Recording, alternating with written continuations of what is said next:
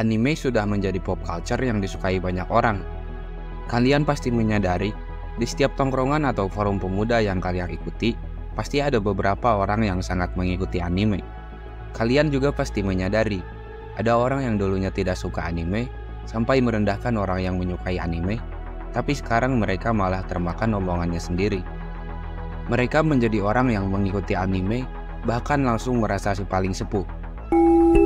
Sepuh, ajarin dong, masih pemula aku, sepuh. Ya memang ngejilat ludah sendiri itu emang paling enak. Bagi yang tidak mengikuti anime, mereka sering memiliki persepsi kalau anime itu hanya sekedar cerita senang-senang untuk anak kecil saja. Padahal banyak juga anime yang memang dikategorikan bagi penonton remaja hingga dewasa. Di video kali ini, kita akan membahas banyak hal seputar anime. Setelah yang satu ini.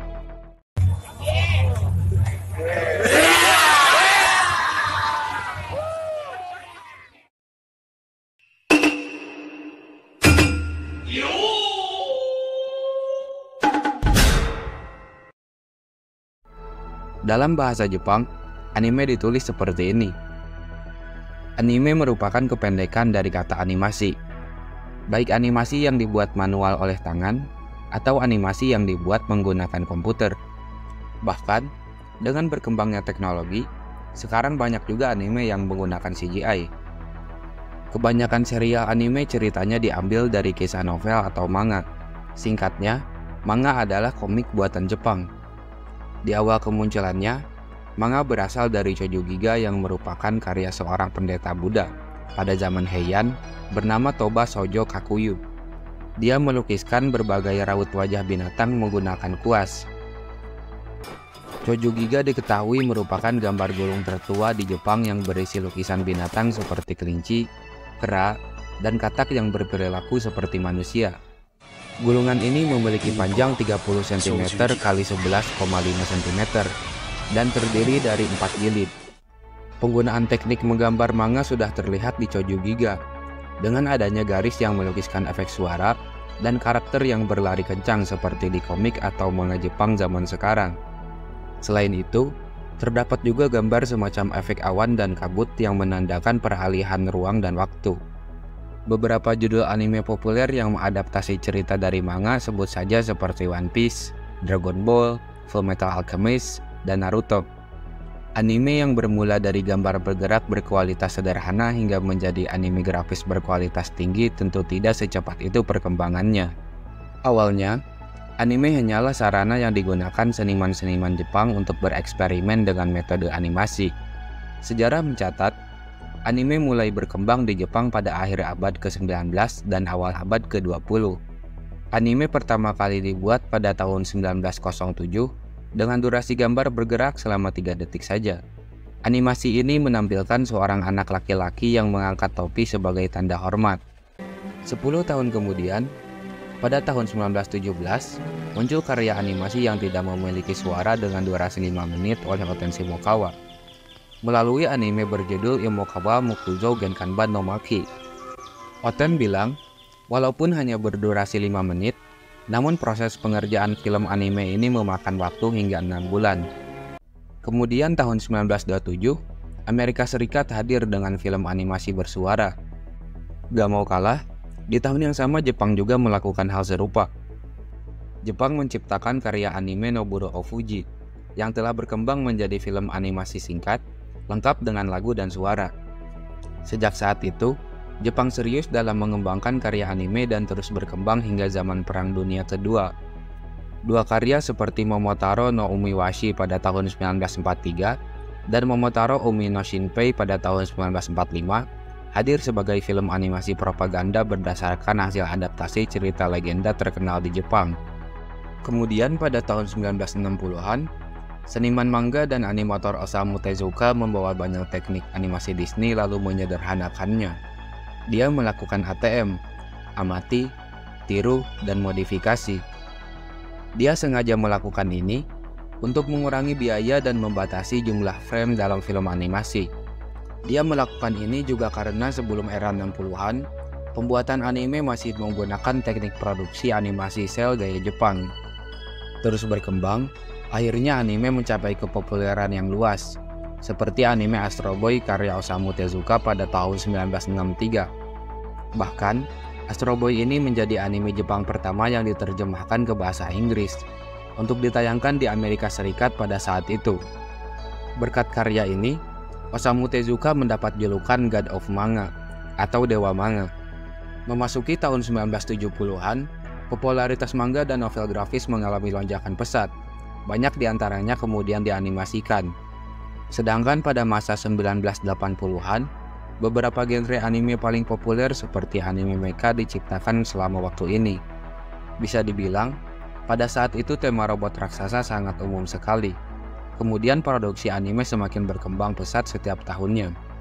Bahkan sejak awal tahun 1990, banyak sekali judul anime ikonik yang laris dan ditayangkan di banyak negara. Dragon Ball sebagai awal mula tren anime shounen salah satunya. Di awal abad ke-21, anime bergenre shounen mulai banyak dilirik orang. Sebut saja seperti One Piece dan Naruto yang sampai saat ini masih memiliki banyak penggemar setia di seluruh dunia.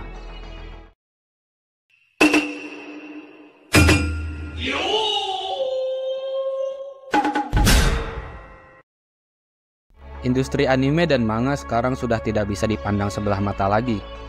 Industri ini sudah menjadi industri yang sangat besar dan berpengaruh bagi pemerintahan Jepang. Saat ini, manga dan anime menjadi semakin populer di seluruh dunia. Tidak heran kalau banyak orang di luar Jepang yang mengetahui informasi seputar bahasa dan kebudayaan Jepang melalui media manga dan anime. Di Jepang sendiri, manga ditujukan untuk segala usia dan kalangan, sesuai genrenya masing-masing. Kemudian, karya manga yang dibaca banyak orang dan meraih rating tinggi akan diadaptasi menjadi karya animasi oleh sebuah studio produksi anime di Jepang. Sudah menjadi hal umum, bila kita melihat laki-laki dewasa Jepang berpakaian rapi di perjalanan, jam berangkat atau pulang kerja sambil membaca buku komik tebal di tangannya. Hal tersebut sangat wajar di Jepang. Mungkin kalian pernah heran, kenapa rambut di anime selalu memiliki banyak warna? Rambut yang berwarna-warni merupakan salah satu ciri khas anime buatan Jepang. Hal tersebut bukanlah suatu kebetulan atau keisengan animator semata. Di Jepang sendiri, warna merupakan sebuah simbolis yang mempresentasikan karakter atau sifat sesuatu, termasuk dalam hal warna rambut di anime. Misalnya, warna rambut merah melambangkan kepribadian yang cenderung semangat, ambisius, dan berjiwa petualang. Sedangkan, karakter dengan warna rambut hijau terang mempresentasikan orang yang dapat dipercaya, namun sangat bodoh dalam menentukan arah jalan.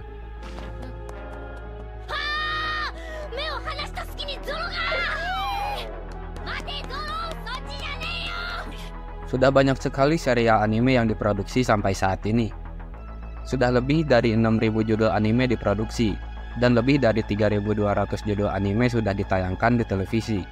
Bahkan, ada sumber yang menyebutkan sekitar 60% dari semua animasi yang disiarkan di dunia dibuat di Jepang. Anime juga tidak hanya menjadi kartun yang diproduksi. Lebih dari itu, anime sudah menjadi industri yang di dalamnya memuat banyak hal.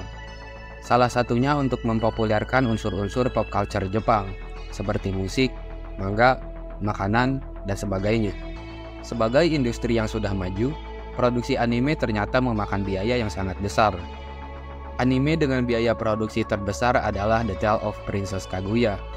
Anime ini mengeluarkan biaya produksi mencapai 53,40 juta dolar, atau sekitar 810 miliar rupiah. Biaya yang sangat besar ini menandakan kalau industri anime dan manga merupakan dua produk andalan Jepang dan berpengaruh.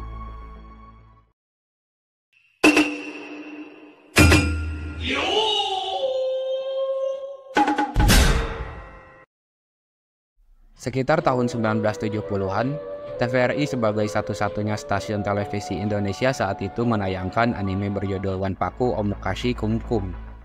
Anime ini menjadi serial anime pertama yang ditayangkan di Indonesia.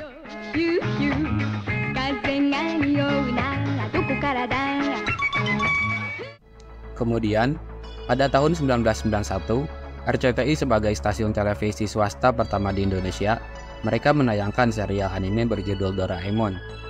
Dan anime ini langsung mendapat sambutan yang ramai dari masyarakat Indonesia saat itu. Bahkan hingga sekarang anime ini masih ditayangkan di RCTI. Doraemon sudah seperti senyawa dengan RCTI. Kalau ingin nonton Doraemon, sudah pasti di RCTI. Jika channel TV lain menayangkan Doraemon, sudah pasti tidak seramai seperti di RCTI. Saya hidup di bumi ini, masa depan dengan kapal angkasa. Tak lama setelah RCTI menayangkan pertama kali Doraemon, stasiun-stasiun televisi swasta yang baru didirikan, seperti SCTV dan Indosiar. Kemudian kedua channel itu juga ikut menayangkan berbagai serial anime. Dan semenjak saat itu mulai banyak anime yang disiarkan di stasiun televisi Indonesia yang menemani masa anak kecil dan remaja waktu itu.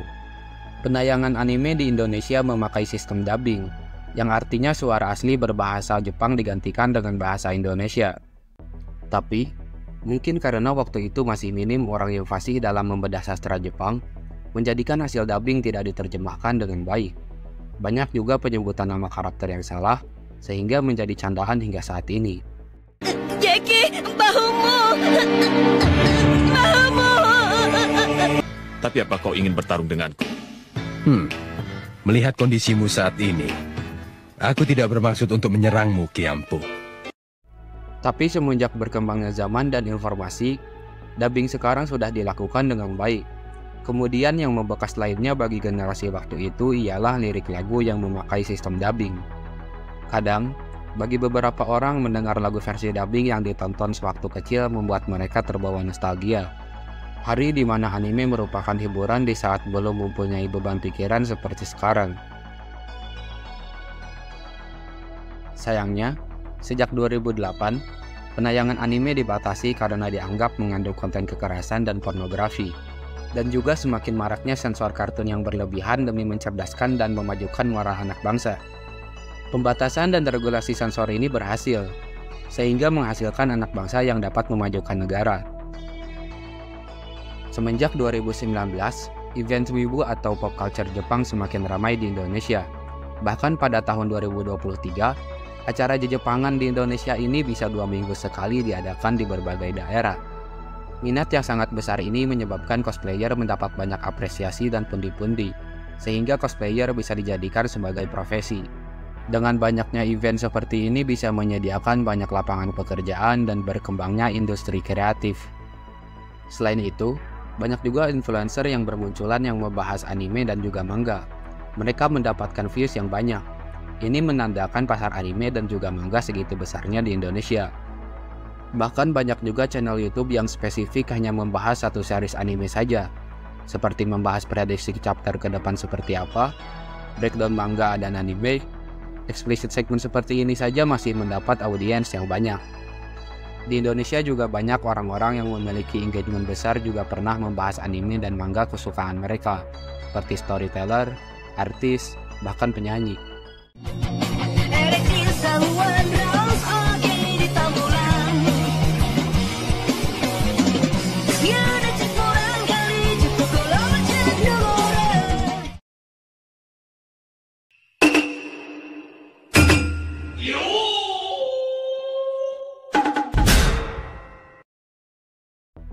Orang Jepang merupakan orang yang sangat workaholic dan kebiasaan bekerja keras sampai batas kekuatan.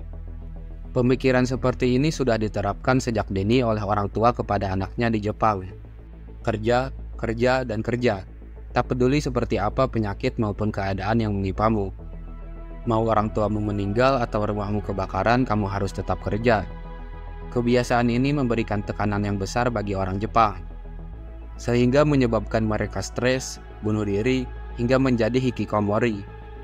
Bagi yang belum tahu, hikikomori merupakan istilah untuk menggambarkan seseorang yang tidak mau bersosialisasi, menarik diri dari lingkungan, dan berdiam diri di rumah dalam waktu yang lama. Di Jepang, banyak orang bekerja seumur hidup sehingga tidak punya waktu maupun biaya untuk menikah dan membesarkan anak. Kemudian, Jepang pun mengalami Lost Decade.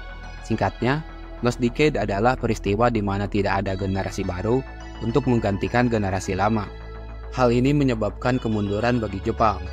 Kebanyakan industri mereka sangat bergantung pada orang-orang yang sudah berumur tanpa adanya generasi muda yang bisa memunculkan ide-ide baru.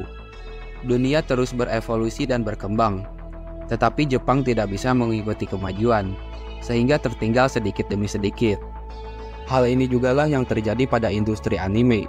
Karena tidak ada generasi penerus, industri anime semakin kesini semakin menuju ke jurang kegelapan. Mangaka top sekarang kebanyakan sudah berumur 40 tahun ke atas. Dan juga serial anime dan manga sekarang sudah jarang memunculkan inovasi baru pada cerita. Di saat-saat seperti ini, Cina dan Korea Selatan langsung mencari kesempatan untuk mengambil pasar Jepangan yang sudah sangat besar. Cina dengan manhwa dan Korea dengan manhwa. Saat ini, mereka memang belum memiliki teknologi dan kualitas yang sebanding dengan anime Jepang.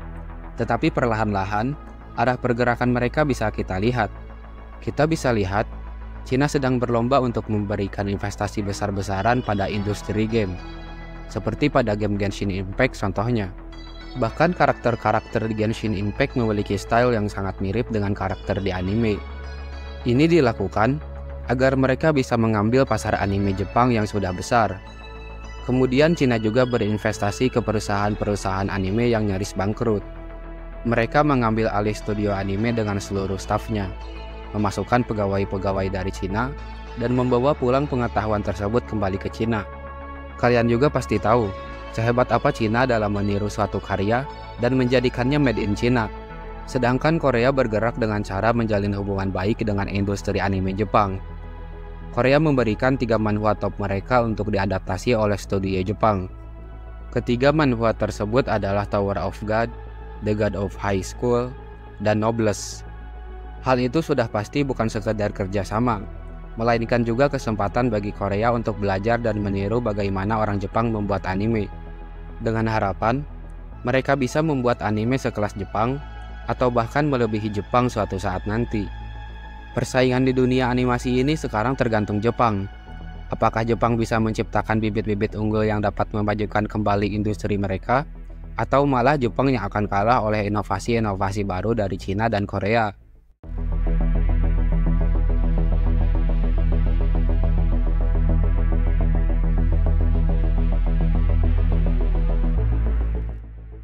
Anime telah berkembang menjadi bentuk media hiburan yang sangat populer di seluruh dunia. Anime memiliki gaya visual yang khas dan banyak dipengaruhi oleh manga. Pengaruh anime tidak hanya terbatas pada media hiburan, tetapi juga menciptakan pop culture baru.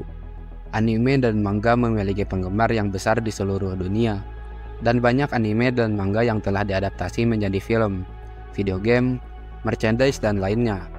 Dengan sejarah yang kaya dan pengaruh yang besar, apakah industri anime Jepang akan terus menjadi bentuk media hiburan yang populer di seluruh dunia, atau malah kalah saing oleh Cina dan Korea? Tulis pendapatmu di kolom komentar di bawah.